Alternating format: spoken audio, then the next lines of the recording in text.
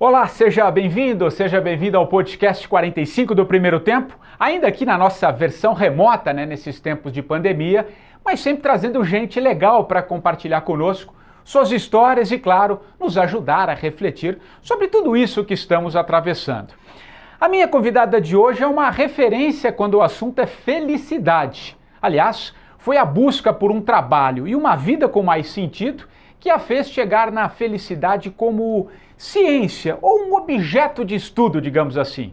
Ela resolveu trazer vida para a própria vida quando, em 2014, encerrou uma longa trajetória de sucesso na área de comunicação para embarcar, vejam só, aos 45 anos, olha que coincidência aqui com o programa, no que ela classifica como a mais arriscada aventura de sua vida, se reinventar e descobrir o seu verdadeiro propósito. Eu estou falando da Carla Furtado, fundadora do Instituto Feliciência, que tem como missão facilitar a felicidade na vida de cada um e, claro, nas corporações também. Ela também é uma referência no campo da psicologia positiva.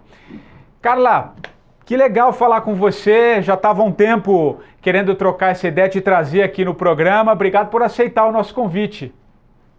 Patrick, eu já escuto, o programa, então me senti super honrada de ser convidada para falar num programa por onde passam tantas pessoas bacanas. Obrigada mesmo. Eu que agradeço, eu acho que você tem muito a colaborar aqui nessa busca, em que todos aqui, a pegada do programa é isso, é trazer um pouco o propósito, falar um pouquinho o que faz sentido para a gente, ainda mais nesse período que a gente está vivendo. Eu vou começar primeiro te perguntando como é que está sendo para você essa quarentena, como é que você está vendo, como é que você está sentindo tudo isso, vem mudança por aí? Eu queria um olhar seu sobre esse momento primeiro, Carla. Bom, são duas abordagens, como eu estou vivendo e como eu estou vendo, do ponto de vista, assim, da minha rotina, eu tive uma mudança radical, porque eu passava 40% do meu tempo fora de casa, viajando, mais os outros 60% eu passava em casa. Então, eu já vivo em sistema de home office desde que eu fiz a minha virada há quase 6 anos. Então, o tempo que eu estou em casa não mudou muito, só que agora eu não viajo mais. Então, desde o dia 14 de março, eu estou trabalhando em modo remoto. Eu me adaptei tranquilamente, eu não tive nenhuma dificuldade pessoal nesse sentido. Agora, quando eu olho para o mundo, para o fenômeno que a gente está vivendo, esse fenômeno que a gente está atravessando, há muitos alertas, Patrick? Assim, uma coisa que eu digo sempre é que a gente tem que ter muito cuidado para não romantizar a pandemia, ou seja, não fazermos um discurso sobre, que lindo momento para encontrar propósito. Ok, é um efeito colateral, mas a gente não pode esquecer das mortes, e do sofrimento.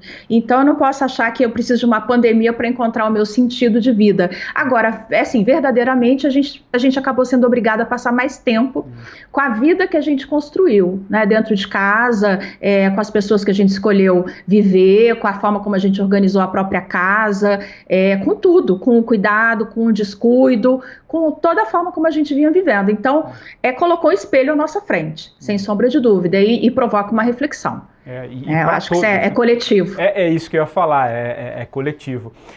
Carla, eu quero muito falar um pouquinho, trazer esse seu conhecimento, seu estudo sobre felicidade, de que maneira que esse momento também nos faz repensar uma série de coisas em nossa vida, mas eu queria abrir, antes da gente entrar na felicidade, falar um pouquinho sobre a sua história, E aí, a partir daí, a gente entender um pouquinho qual foi o seu caminho que te levou, a isso que você faz hoje. Eu assisti uma palestra sua no TED, se não me engano foi ano passado, ano retrasado, enfim, depois você me corrige, e você começa a tua palestra dizendo o seguinte, você fala assim, em 2014 encerrei uma longa trajetória profissional de aparente sucesso, foi até o que eu falei um pouquinho aqui na abertura. A empresa que eu havia criado e tinha virado uma referência na área de atuação havia se tornado tão pesada que parecia mais um fardo do que um projeto de vida. Você continua, bem no começo aqui da tua fala. Naquele momento ficou muito claro que para trazer vida para a própria vida, eu ia precisar abrir um novo capítulo, E aos 45 anos, decidi lançar-me na mais arriscada aventura de minha vida. Por que eu trouxe esse conceito e o que eu queria te ouvir? que você falasse um pouquinho dessa sua história, claro, quem está nos ouvindo tem curiosidade, e também o quanto é importante a gente abrir novos capítulos em nossas vidas, isso que a gente está vivendo, de algum momento refaz uma série de conceitos, o quanto é importante a gente rever a nossa história e abrir novos capítulos na nossa existência. Eu queria que você falasse um pouquinho sobre essas duas coisas para a gente começar a nossa conversa. Vamos lá, eu falo muito pouco sobre a minha vida pessoal por conta da minha atuação científica, então a gente tenta sempre manter um pouco do que é a minha experiência distante daquilo que eu falo com base na ciência. Então é legal, porque é raro eu falar sobre isso, eu acho que é bacana, e principalmente contigo, eu acho que tem um contexto legal aqui. Eu tive uma empresa, uma agência de comunicação que foi uma referência nacional, porque a gente atendeu, fomos os primeiros a atender o segmento de saúde, atendemos empresas de capital aberto, multinacionais, internacionais, e fomos super bem sucedidos, assim, ao olhar de quem estava vendo de fora, uma empresa muito inovadora, foram 15 anos de empresa, então não é uma história curta. Só que nos últimos anos, eu não tinha noção o que eu estava vivendo era infelicidade. Eu estava profundamente infeliz e eu levei muito tempo para me dar conta disso. Tudo para mim era muito pesado. Atender cliente era um fardo, lidar com colaborador era um fardo, o desafio constante de uma empresa pequena, porque de toda forma era uma empresa pequena no Brasil, e a gente já percebendo uma mudança no próprio mercado de comunicação, a gente fechou em 2014, quer dizer, a partir de 2015, várias agências desapareceram, começaram a desaparecer pela mudança, né, no contexto da comunicação para o online. E eu assim, para mim tudo era muito ruim, tudo era ruim. Assim, não tinha nada que me trouxesse verdadeira satisfação. E era isso comigo e com a minha sócia. Naquele momento, a minha sócia desde a abertura da empresa, e a gente também já não se entendia mais, porque é óbvio, as duas estavam mergulhadas numa insatisfação terrível. E no último ano, a gente começou a conversar sobre parar, e a gente decidiu 10 meses antes, porque tinha uma série de compromissos para arcar, né, desde cumprir contrato até fazer rescisão do time e pagar essas rescisões. Então, em fevereiro, para carnaval de 2014, para mim, assim, eu morri naquele carnaval. Porque quando a gente, assim, simbolicamente, claro, mas quando a gente encerra, se fala muito em, vamos abrir empresa, como apoiar o empreendedorismo, e ninguém fala sobre como fechar uma empresa. Não existe nada sobre isso. E existem muitos empresários em sofrimento porque não sabem, existe um apego emocional muito grande ao negócio. Para mim, negócio sempre foi projeto de vida, nunca foi só sobre dinheiro, tinha que ter uma rentabilidade. Então, naquele carnaval eu morri, porque naquele carnaval eu entendi que não dava mais, era insustentável. E aí foi um momento em que eu tinha 44, né, um pouquinho antes do meu aniversário, e assim, um medo gigantesco. Eu tinha passado a vida inteira me dedicando àquela área específica de atuação, que era o marketing, comunicação e marketing na área de saúde. E eu não fazia ideia do que eu ia viver, né, a partir dali. Mas eu acho que tem uns momentos, Patrick, que a vida, eu chamo isso de princípio biocêntrico, sabe? Parece que a vida, um fiozinho de vida que existe dentro da gente, grita mais forte do que a gente. Aquele momento em que você se lança num abismo, sem consciência de nada disso, mas hoje eu entendo, era me lançar num abismo para sobreviver. Era me lançar num abismo para resgatar a vitalidade, a pulsação vital, assim, o prazer pela vida que eu tinha perdido. E assim, quando eu parei, é tão interessante que a minha família, assim, irmãos, falam, nossa, você é outra pessoa. Quando logo que eu apareci, você é outra pessoa, fisicamente você mudou. É interessante isso, né? É interessante como a gente muda o aspecto da sensibilidade, o olhar, a forma como as pessoas nos veem, porque é como se tivesse um peso, né? Algum fardo que você estava carregando que... Não que você ainda não sabe o que você vai encontrar pela frente, mas de qualquer maneira foi um movimento que você fez que já foi suficiente para te dá um outro significado, né? Interessante. Desculpa, conclua, Carla. Imagina, e eu não me esqueço, assim, do primeiro dia, quando eu voltei para casa, fechamos o escritório, fechamos tudo, e vendemos o que era possível vender, e quando eu voltei para casa com umas caixas, e eu falei, meu Deus, são 15 anos de trabalho em algumas caixas que eu nem sei onde eu vou colocar. E aí você se vê em casa... não existe mais a questão da identidade da empresa, você não é mais a Carla da empresa X, você é só a Carla. E aí começa um período assim que é difícil, é super desafiador, mas eu já estava dando graças a Deus naquele momento da gente ter conseguido encerrar todos os contratos e pagar todas as rescisões. Tinha gente na empresa há mais de 10 anos, então foram rescisões altas. E aí quando eu cumpri aquilo, eu falei, ok, agora vamos respirar. E eu assim, eu acho que eu estava tão... Eu penso que eu estava louca, mas na verdade eu nunca estive tão sã. Que foi no momento, tanto quanto eu decidi parar, como no momento em que eu falei, ok, já que a gente está começando do zero, se permita pensar no que você faria se você não tivesse obrigação nenhuma com nada. Procura esse novo capítulo com base no seu desejo. Porque vai ser difícil do mesmo jeito. Mesmo que você faça o que você fazia, tudo vai ser difícil porque você está começando aos 45. Recomeçando aos 45. E aí eu comecei o primeiro momento, meu primeiro chamado, isso alguns meses antes de fechar, eu já comecei a fazer application para alguns trabalhos, era na área de ajuda humanitária. Eu tinha esse chamado a vida inteira, tive no início da minha vida, até no momento de decidir faculdade, e aí eu comecei e entendi que eu não ia conseguir entrar num Médicos Sem Fronteira, em alguma agência da ONU, porque eu não tinha experiência de campo, eu queria campo. E aí você não entra porque eles não vão investir numa pessoa que nunca esteve na África para ir para a África, né? E aí eu entendi que não ia, cheguei a fazer uma seleção para a Unesco, cheguei muito perto de passar, o salário era muito ruim, mas eu falava tudo bem, mas é um sonho, não passei, fiquei entre os dois, e aí eu falei, tá na hora de começar a procurar, isso já tinha 2 meses em casa, tá na hora de começar a procurar uma nova porta, né?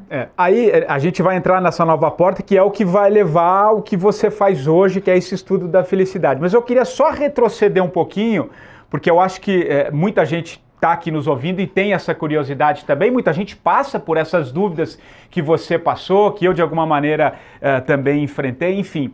Como é que você lidou com... Você falou assim, tinha um momento que a coisa era tão forte que eu precisei fazer esse movimento, né? Tomar a coragem. O que eu queria te perguntar, como é que você lidou com o medo, né? Como é que foi esse se jogar, né, de alguma maneira, quer dizer, você tinha uma construção de carreira ali, 15 anos de uma história, né? Como é que você lidou com isso? E quando você fala assim, era uma coisa muito forte, né? Uma coisa que você não sabe explicar. Se você resiste, o que você acha que pode acontecer, já explorando um pouquinho o conhecimento do que você tem dos efeitos, quando a gente não toma uma posição que talvez a vida esteja pedindo, como no seu caso, como no meu caso. Eu queria que você falasse dessas duas questões para ajudar quem está nos ouvindo que passa um pouco por essa dúvida também, Carla. Eu tenho, assim, uma das minhas forças, vendo questão de assessments que existem em psicologia, uma das minhas forças é a persistência. E aí, a persistência pode ser muito perigosa, né? Porque ela usada excessivamente, ela vira teimosia. Perfeito, né? perfeito. Ela é ótima para lutar na vida, mas a minha persistência naquele momento na empresa já tinha passado da teimosia. Então, eu, assim, sendo muito persistente, isso tem um efeito colateral que não é bacana, que é você, por exemplo, eu tenho muita resistência à dor. Então, às vezes eu chego no pronto-socorro tendo um piripaco, achando que é só uma dorzinha, isso já me aconteceu. Então, essa coisa de resistir demais é muito perigosa, porque tem horas, assim, quando a gente fala da doença psicossomática, o que é? A questão da somatização. Você não está elaborando, trazendo para a consciência, não está compreendendo o que está acontecendo com você no âmbito mental, e o teu corpo vai acabar dando sinal. Então, existe a questão do adoecimento físico a partir do sofrimento mental.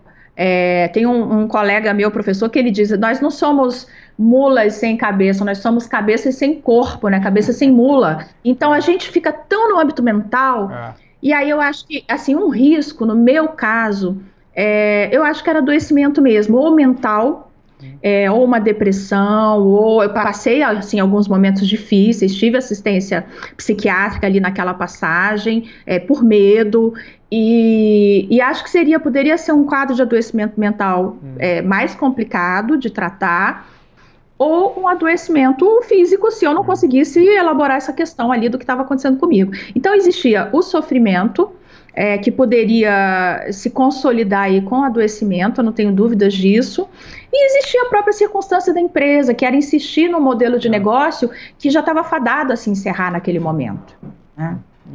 Então, e aí vamos avançar um pouquinho. Aí você saiu, fechou a empresa, enfim, tentou. Você falou do Médicos Sem Fronteira, da sua busca, né, por essas questões sociais, enfim. Como é que foi o seu processo para que você trilhasse esse caminho que depois culminou com o Instituto Feliciência? Como é que foi esse seu processo e é o que você vive hoje? Para aí sim depois a gente explorar um pouquinho mais. Vai lá, Carla. Se eu te disser que foi planejado, eu estou mentindo. Se eu te disser que foi intuitivo, eu estou mentindo. Eu não sei exatamente o que aconteceu.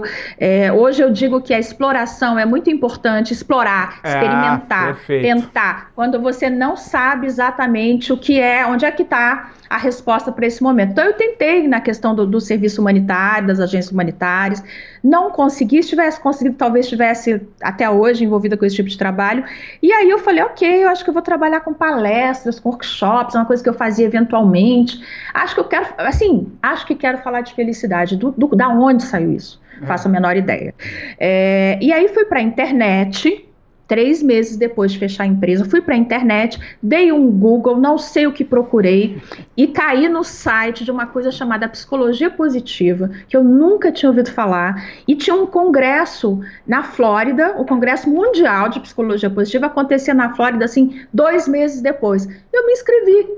Foi uma coisa, assim, que lógica aos nossos olhos, não faz nenhum sentido, mas dado a todo o movimento que acontece a partir daí, eu acho que, de novo, eu acredito nessa questão do princípio biocêntrico, da vida sempre procurando vida, aquilo que a gente vê da maneira mais elementar, que é você jogar você cuspiu uma semente de uma fruta numa terra mais ou menos fértil, entrar um sol e uma água e ela brotar. Então eu acho que a vida, quando está buscando vida e está explorando caminhos, ela acaba se manifestando, né? Eu acho que a vida se coloca, acaba se né? Você nessa posição, né? Você também, você deu uma... Isso. Parece que, eu não sei dizer se é uma certa... Se fala muito, né? O universo te encaminha, mas tem alguma coisa sutil aí que eu não sei explicar, e acho que talvez você, pelo seu estudo da ciência, tudo que você busca, tem um princípio que parece que conecta, né? Parece que vai te linkando com uma coisa... Porque te ouvindo, Carla, desculpa te interromper, mas a ideia é sempre a gente trocando ideia. Vamos lá. Eu num processo, num momento uma fase importante da minha vida, quando eu tinha dado uma parada, eu fiz algumas viagens, ali eu estava querendo buscar algumas coisas, eu fui no Google, que eu queria fazer um curso sobre mentoria, advice, e eu comecei a ler uns artigos de um cara que era de Florianópolis, me interessou bastante, do Instituto Holos, o Marcos. E aí eu achei interessante os artigos dele, eu dei uma googada e, poxa, ele vinha 2 vezes por ano para São Paulo. Justamente naquele período que eu dei uma googada, semana seguinte ele estaria aqui em São Paulo. E aí eu fiz o curso, esse curso me desencadeou para uma série de outras questões, enfim. Você falando, me veio exatamente o que aconteceu comigo. Então, fala um pouquinho sobre essas conexões, parece que a gente faz e a vida vai meio que te encaminhando, vai te achando os pontos, amarrando os fios, Carla. Quando a gente fala de propósito, aí falando já a partir de estudos, né, muito sólidos que existem, a gente sempre, eu falo de 3 pontos. Eu não sei para onde ir. Presta atenção na sua atenção, presta atenção deliberadamente. Por que você estava buscando, né? Por que toda hora, no seu caso, você googou lá e foi direto para o curso. Mas às vezes a pessoa fica o tempo todo namorando com algum assunto, namorando com algum curso, experimenta, vai começar, não começa. Presta atenção na sua atenção. Porque quando a gente fala de propósito, não é buscar fora, não está fora. Propósito a gente não busca, a gente detecta. Propósito é uma voz que existe dentro da gente que a gente precisa ouvir. Só que ela não é literal, ela não vai contar para você, olha, agora levante-se, Carla, vai estudar psicologia positiva. Então precisa de movimento, então você tem que ter atenção. Primeiro, tem que ter intenção. Você tem que olhar para a sua vida e entender, dá para trazer mais vida para essa vida? No meu caso, a minha vida estava modo sobrevivência. Então, era seguir naquilo para o pior ou botá-la no modo de vida, né? Então, intenção, atenção e experimentação, Patrick, experimentar. Você poderia ter ido no curso, não ter te trazido muita coisa, ou o curso te transformou e deu um caminho para a tua vida. Mas é só experimentando, não tem outro jeito. Não vai vir, a resposta não vem pronta, né? Porque na vida não tem nenhuma resposta pronta. Na vida cabem todas as respostas que você quiser, só que você vai ter que testar, né? Então, isso é ótimo, é ótimo, é uma possibilidade infinita. E eu acho que tem um pouco da sincronicidade, um pouco, e olha que curioso aqui, essa semana passada eu terminei de ler um livro que fala sincronicidade, o caminho o novo caminho para a liderança, né? E o autor ele fala um pouquinho sobre esses caminhos, né? As pessoas que vão cruzando na nossa vida. E eu acho interessante, por exemplo, quando você vai num caminho, eu trago um pouquinho o meu exemplo e eu quero sempre te ouvir, porque aí é exatamente esse é o sentido da nossa conversa aqui. Esse curso me levou a conhecer uma pessoa que, a partir dessa pessoa que eu conheci nesse curso, me levou para um outro caminho. O que eu quero dizer? Parece que eu precisava ir lá para conhecer aquela pessoa, que de alguma maneira aquela pessoa fazia uma outra ponte que me levaria para essas conexões da ação, do movimento, como você diz, a intenção, né? Acho que você fala da intenção, isso, né? Quer dizer, você se apresenta um pouco para a vida, né? Eu acho que é mais ou menos isso que você está dizendo, Carla. Você sabe, você está falando uma coisa legal, que me lembrou aqui uma coisa que causa muita polêmica em sala de aula, quando eu falo sobre a questão da sorte, né? Quando a gente, lógico, sorte cada um vai ter a sua definição, mas quando a gente vai ver quem estuda sorte, quem investiga sorte, dois aspectos que parecem dar uma percepção maior de sorte na vida: flexibilidade. Então, quanto maior a sua visão periférica, quanto mais você se permite mudar o caminho porque as circunstâncias mudaram, e relações, Patrick, aí que tá, porque as pessoas costumam atribuir oportunidades a relações. Então, você foi para um curso, e aí o curso legal, mas apareceu uma pessoa que deu a guinada. Então, foi numa conexão humana. Normalmente é assim que acontece, é numa conexão com alguém ou com um grupo que você faz essa guinada. E aí, de novo, se você não tiver na vida, né, se você não se colocar em movimento, vai ficar difícil, né? Vai ficar difícil você encontrar outras formas, outros caminhos, outras disciplinas, alguma coisa que fale com a tua alma naquele momento. Que é o propósito. E nesse mesmo livro ele explora um pouquinho essa coisa do propósito como você achar um lugar na tua vida, como a tua vida se encontrasse com você de alguma maneira, né?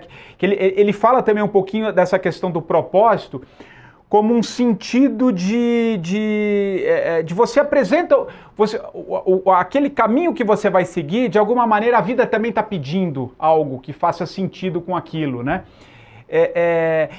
O propósito passa por aí também, né? De você se apresentar, porque eu acho que quando você faz algo com propósito, pelo menos é a forma como eu vejo, né?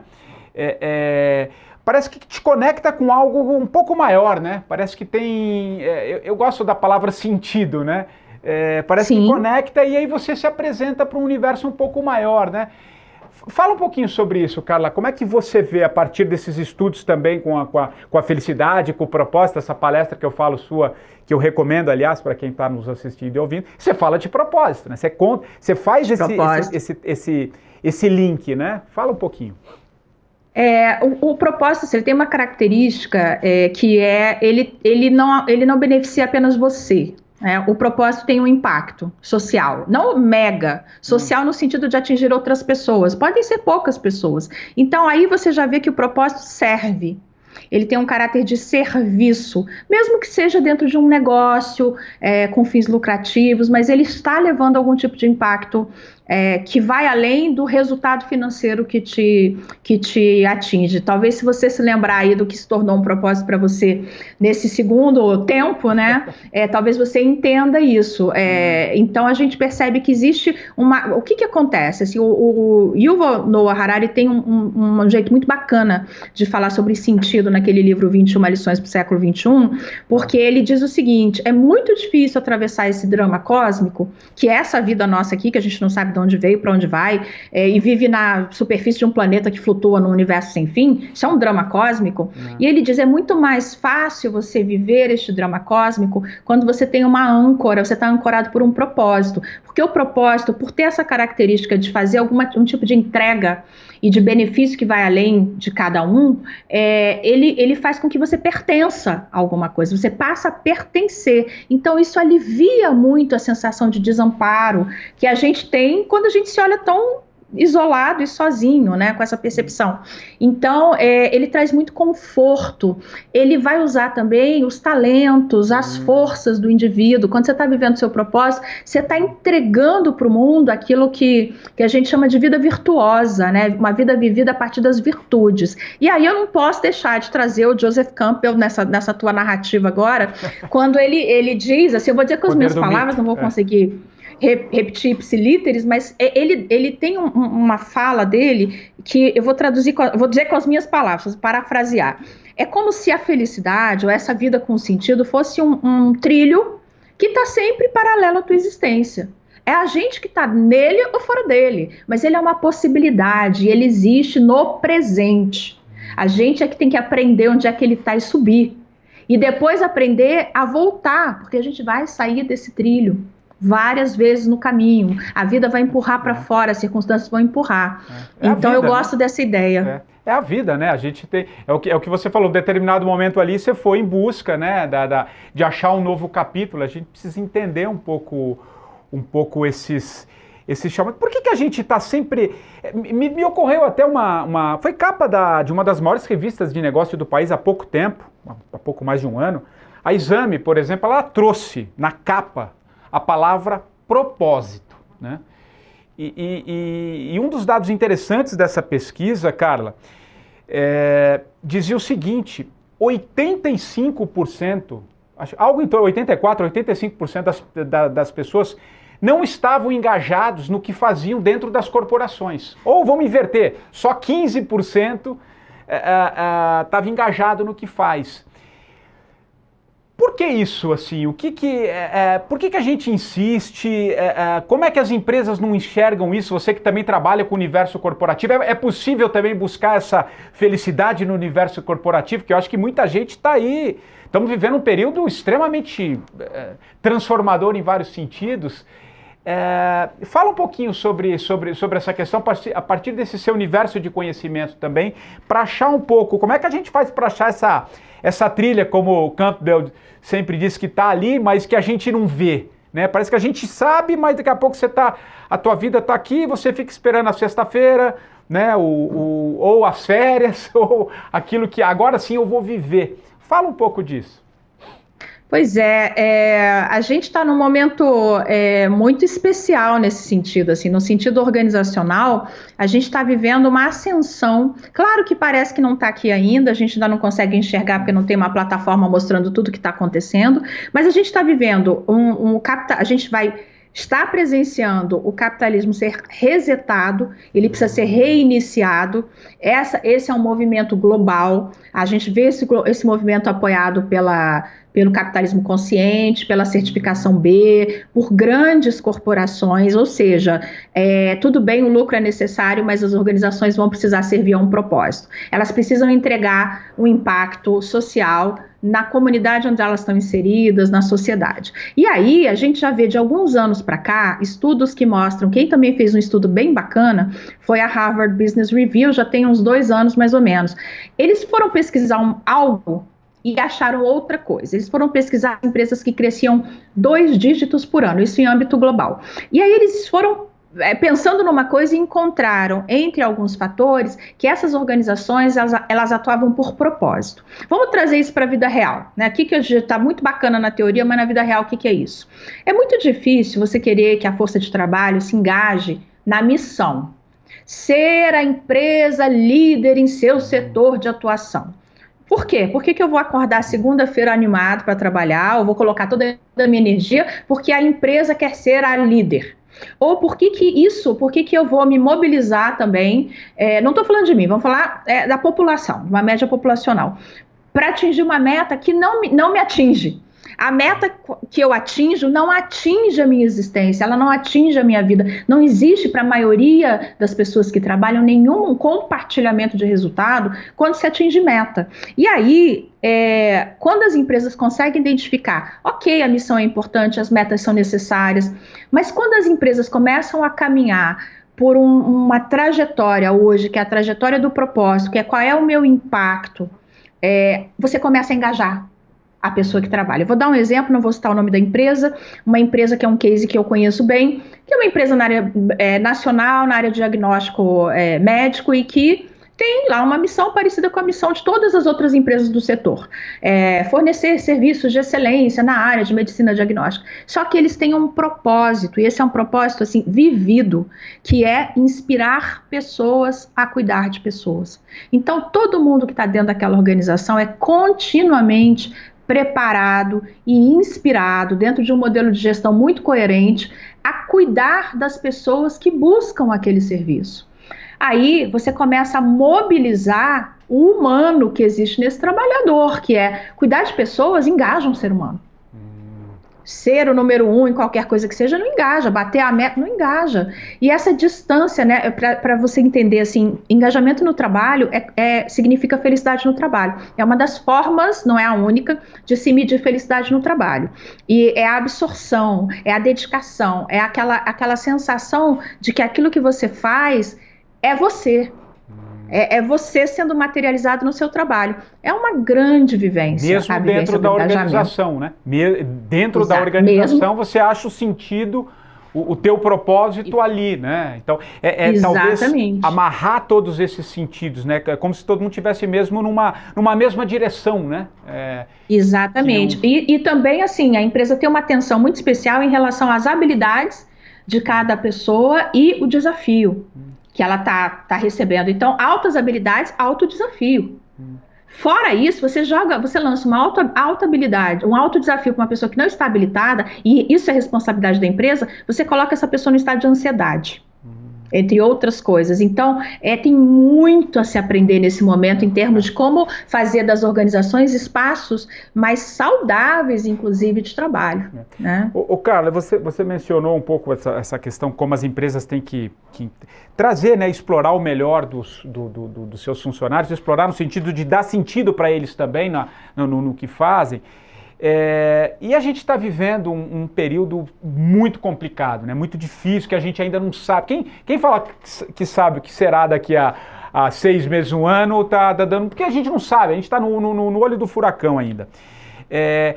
Mas uma coisa que me preocupa, e eu queria te ouvir, porque se a gente pegar os últimos anos, de uns anos para cá, os índices de depressão vem crescendo, isso pré-pandemia, tá? Síndrome de burnout, suicídios, né, em casos até mais extremos, enfim. Isso já vinha num processo contínuo. E aí veio uma pandemia aí no meio do caminho que mexeu com tudo, com as organizações, com o mundo, né, como a gente disse ali no começo. Que traz também ansiedade, incerteza, né, para quem é empreendedor, para quem é dono de empresa também, enfim. Então você mexe com todas essas questões. O que eu queria te ouvir como é que você vê todos esses problemas que a gente vinha enfrentando pré-pandemia, você acha que pode potencializar isso num estágio muito maior? Você vê com preocupação, é isso que eu queria te ouvir, né? Você vê com muita preocupação. E aí num segundo estágio, numa segunda resposta, assim, para onde a gente precisa olhar para tentar lidar com esse momento? Eu vejo com imensa preocupação. Eu e a comunidade que está dedicada a isso, né, científica, que eu sou apenas uma pessoa que segue, né, observa o que está acontecendo aí na comunidade científica. A gente sabe, existe uma expectativa de que a quarta onda de adoecimento, a gente tem aí 3 ondas anteriores, decorrente da pandemia, isso a gente está falando em pós-pandemia, no momento que a gente já tiver vacina, será a onda do crescimento exponencial dos transtornos mentais. Então isso aí já é esperado, a gente já está vinha numa situação que no meu ponto de vista era emergencial, pré-pandemia, que aí é o que você falou, epidemia de depressão, transtorno de ansiedade, síndrome de pânico e suicídios, assim, a gente está falando de 1 milhão de suicídios por ano no mundo, efetivados e notificados, isso é muita coisa, e crescendo, né, ano a ano. Então, a gente tem sim, e o que eu tenho conversado com as organizações, quando elas me procuram, quando a gente troca ideias, quando eu faço palestras, é que a gente precisa inserir a questão da saúde mental na gestão de risco na organização, porque vai crescer. Então, a gente tem gestão de risco para várias coisas. Eu já vi, por exemplo, servidor de hospital, que é uma área onde eu trabalhei bastante, guardado quase que em cofre, em sala que não pega fogo, com milhões de recursos de segurança, com razão. Ali estão todos os prontuários dos pacientes, mas e a saúde mental das pessoas?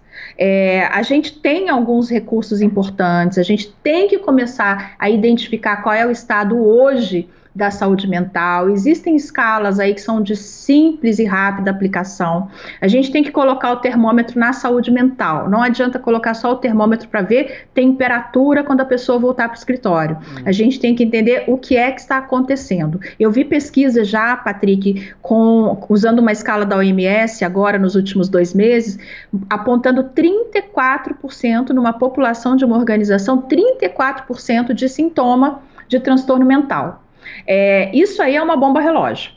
Isso é uma bomba relógio. A gente não está afirmando que 34% tem diagnóstico, mas isso é uma bomba relógio, e principalmente essa que é uma organização na área de saúde, porque o profissional de saúde, aí tem estudos que estão mostrando para gente, revisões, que eles podem sofrer, por exemplo, esse pessoal que está na linha de frente da assistência, eles podem sofrer de estresse pós-traumático até 2 anos depois do fim da pandemia.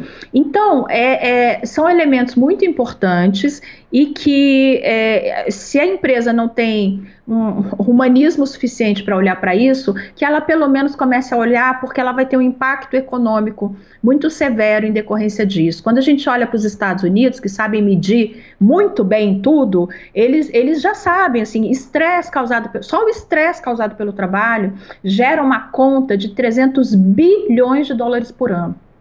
Então, é um aspecto econômico do bem-estar, né? Não é só as pessoas não querem, não me interessa. Não, isso é economia também, né? E saúde mental é o principal ativo humano, né? Que a gente quer ter nas organizações, que a gente precisa das pessoas presentes e saudáveis, né? Para poder fazer lá a entrega que é necessária ser feita. Então a gente está num momento crítico, mas ainda dá tempo de se monitorar e entrar com ações preventivas. Você acha que esse momento ele vai nos, não só as empresas a vida de uma maneira geral vai fazer com que a gente olhe mais para o humano, coloque o humano no centro da discussão, Carla? Você acha que não tem saída se não for assim, porque as empresas são feitas por pessoas, né? São elas que operam em todos os sentidos, em todas as áreas. E esses dados que você trouxe, né, 35%, é um número altíssimo, né, dessas questões que envolvem a ansiedade, tudo isso que está acontecendo no mundo. Quer dizer, temos que olhar para o ser humano, essa é a hora, sair...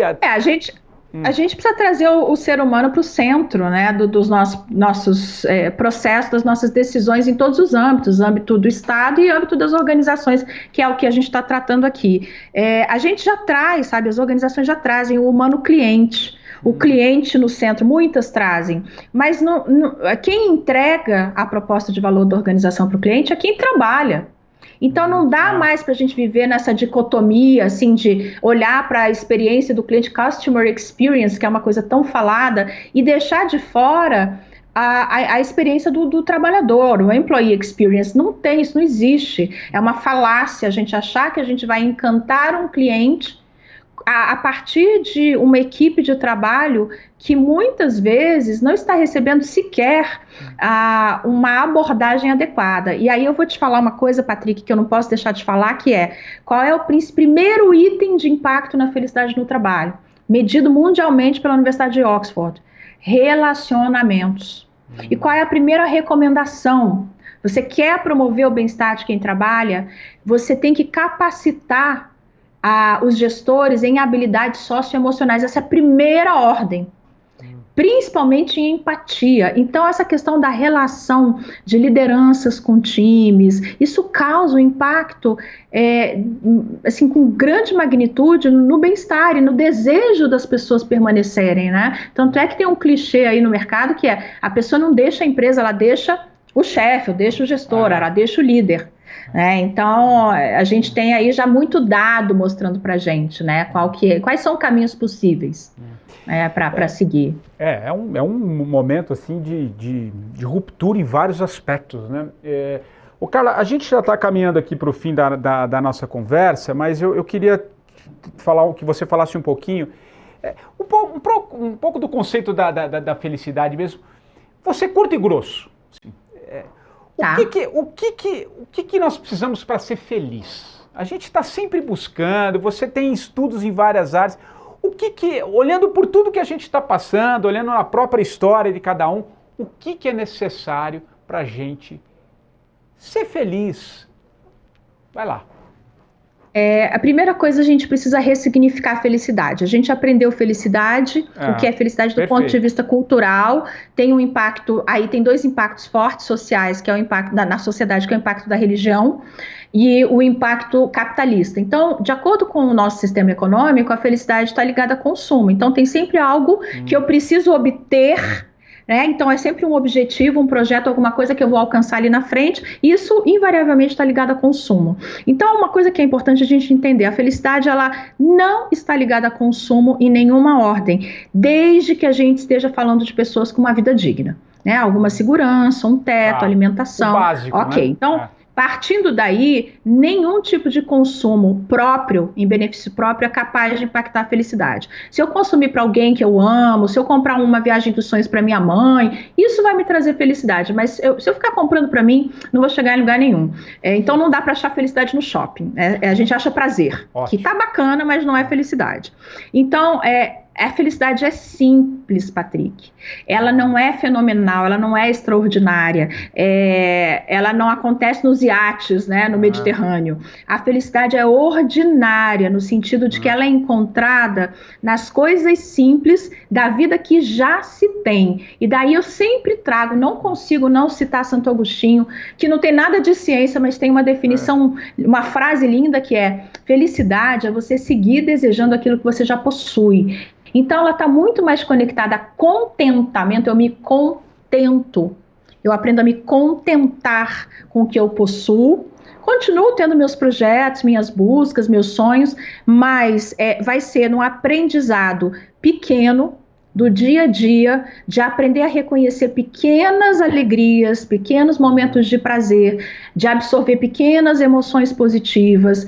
E aí, junto com isso, a gente tem essas emoções pequenas, positivas do dia a dia, junto com isso, o sentido, encontrar um sentido. Então, uma resposta imediata, que são as emoções, e eu tenho um olhar de médio e longo prazo no sentido e no propósito de vida. Daí eu consigo um equilíbrio, porque eu nunca vou ter essas duas coisas andando juntas, na mesma... Vai sempre oscilar. Então, uma coisa apoia a outra. Mas, de qualquer forma, se a gente quiser dois elementos para falar de felicidade. As relações que são... Pode ser a relação da minha rede de apoio social e afetiva real. A minha rede, quando eu caio do trapézio. Essa relação precisa de cuidado. E não é o cuidado da pessoa comigo, sou eu com ela. E do outro ponto de vista, encontrar essa minha cadeira no mundo, que eu falo assim, onde que você senta que a sua cadeira está aqui, achei o meu lugar, pelo menos por agora, esse lugar faz sentido, aqui nesse lugar eu dou a minha contribuição. Então, acho que são dois pontos aí bem importantes para a gente falar sobre felicidade. E acho que você trouxe isso, né? A vida está no ordinário, né? Não no extraordinário, né? Porque a gente passa grande parte da vida em busca do extraordinário, né? Como você disse, a vida está no ordinário. Isso, de alguma maneira, eu também explorei muito no meu sabático, né? Nessas pequenas coisas. Aliás, tem uma passagem muito simples, muito singelo, que a minha avó, que hoje, enfim, está lá, está acamada em função de um problema de saúde que ela teve um AVC, mas conscientemente ainda ela está muito legal. certa vez eu perguntei para ela, eu falei, o que a senhora mais sente falta nos dias de hoje em que a senhora está ali, né, na cama, está aqui na cama e tal. Ela demorou um pouquinho para pensar, mas logo na sequência ela falou assim, eu sinto falta do cheirinho fresco do café ao pé do fogão a lenha. Eu achei de uma preciosidade, porque assim, ela poderia ter citado inúmeras lembranças ao longo da vida, né? As conquistas, derrotas, faz parte um pouco. Mas o que eu quero dizer, ela foi no simples, no singelo, naquilo que deu significado para a própria história de vida, né? Então, acho é uma memória afetiva, né? Essa é uma memória afetiva dela, né? Memória afetiva, e acho que tem um pouco isso, né? Quando você falou, me ocorreu essa coisa do simples, né? Acho que foi esse termo que você usou, no simples, talvez nas coisas do dia a dia, né, Carla? A gente aprendeu a idealizar, né, Patrick? Assim, aprendeu sem ninguém ensinar, a gente aprendeu socialmente a idealizar. Uma amiga me ligou um dia, há pouco tempo, e falou assim, olha, eu preciso te contar uma coisa, até a minha idade. Eu preciso te contar uma coisa, já que você trabalha com felicidade, eu não tenho a vida que eu pensei que eu ia ter com essa idade. Eu falei, uau, bem-vinda ao clube. Assim, quem tem a vida que idealizou? A idealização é inimiga da felicidade, porque você nunca vai chegar nessa idealização, né? Então, é olhar para o real e começar a encontrar sentido no que está à sua volta, né? Acho que, aliás, é um ótimo momento. O momento agora para quem está mais tempo em casa é começar a olhar à sua volta e entender isso tudo que eu botei aqui à minha volta, todos esses elementos que me cercam, qual é o sentido deles? Né? Porque tudo passou por uma decisão. Então, eu acho que é bem interessante a gente olhar, inclusive para a nossa casa e para as pessoas que estão aí na quarentena com a gente. O que é necessário, o que é supérfluo também, né? Talvez esse momento pede muito isso, né? O que de fato você também precisa para viver, né? Acho que é um momento de muita reflexão nesse aspecto também, né? Carla, infelizmente a gente podia ficar conversando aqui mais um tempão, acho que o papo fluiu, isso é ótimo, mas infelizmente a gente está chegando ao fim aqui do episódio de hoje, e é uma marca aqui do programa que o convidado da semana indique, né, um livro que você acha legal compartilhar aqui com quem está nos acompanhando, e uma música para encerrar aqui a nossa conversa, alguma música que converse com a sua história ou com o momento, enfim, enfim, vai lá, que o livro e a música. É ótimo, porque eu tinha pensado, já vou mudar. Então, pelo ritmo da nossa conversa, eu vou indicar para quem quiser entender um pouquinho de propósito, Viktor Frankl, com o livro Em Busca de Sentido. Eu acho que é uma leitura ótima para se aproximar do que é mais importante, no meu ponto de vista, em termos teóricos, sobre propósito. É uma leitura linda. E música, tinha preparado uma, mas já que você falou sobre a trajetória, Dog Days Are Over. Para mim, Dog Days Are Over. Total, assim, para esse momento. Gostei das duas indicações. Aliás, o livro eu já li, o Viktor Frankl, o pai da logoterapia, né? Uma história incrível. Exatamente. Um cara, assim, com uma história de vida que acho que quem puder, reforça a tua indicação. O livro não é muito grosso, é um livro fino, ele se divide em duas partes. Primeiro ele conta, né, a vida dele, viveu ali nos campos de concentração, em Auschwitz, se não me engano. Mas enfim, e é uma história incrível, vale mesmo. Gostei da indicação. Carla Furtado, muito obrigado pela conversa, pelo papo aqui no 45, por compartilhar um pouquinho a tua história, o seu olhar sobre este momento, enfim, muito obrigado. Adorei, Patrick, obrigada. E o 45 do Primeiro Tempo volta na próxima semana. Você já sabe, você também pode indicar, né, quem você gostaria de ouvir aqui no programa. Você pode ir lá no site da Jovem Pan, ou então ir lá nas minhas redes sociais também, no Instagram, o patricksantos.oficial, e dê lá a sua sugestão. Nós voltamos na próxima semana. Um abraço e até lá.